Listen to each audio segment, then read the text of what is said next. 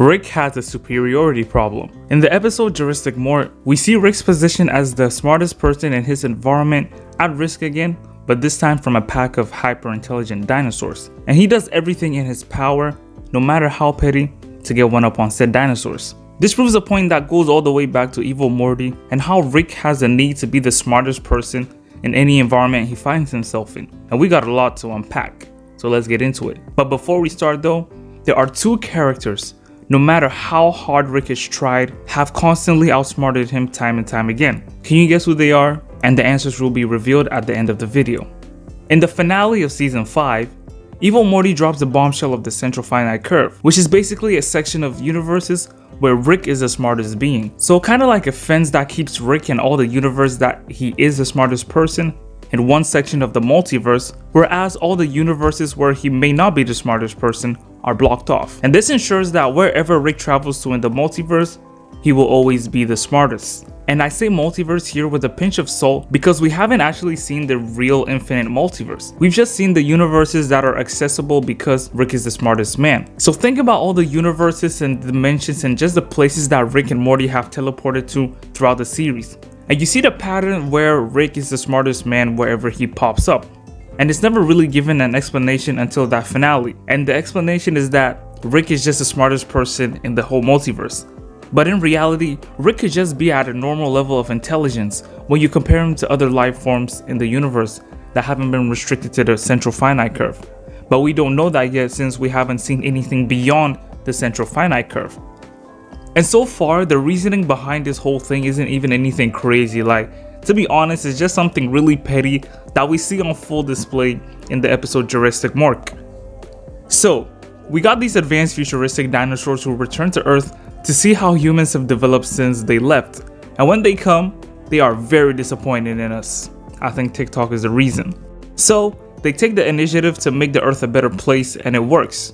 No more crime, food is abundant, and all the wars are ended. And initially, Rick is actually happy about these changes, as it allowed him to focus on him doing his own stuff. But he gets involved in it when the president asks him to get rid of the dinosaurs, with the promise of hosting the Oscars, and Rick agrees and goes off to settle this.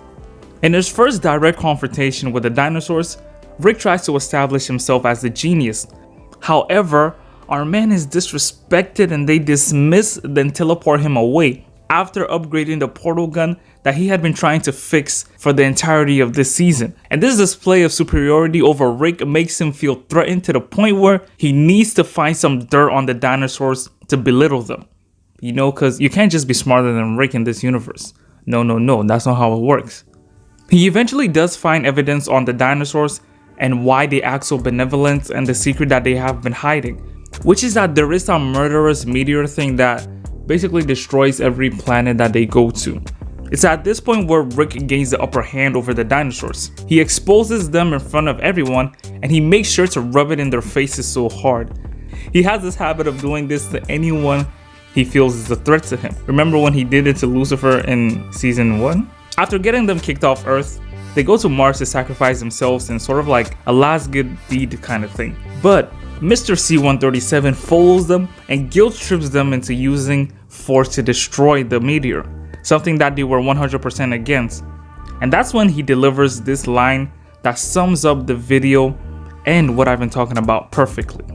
You don't get to be so smart that you remove yourself from everybody. From one god being to another, you're welcome. But that's exactly what you've been doing your entire life, Rick. But they get him back by fixing the rift, which was very hilarious, and the ending of that episode was perfect. But I think you get the point I'm making now.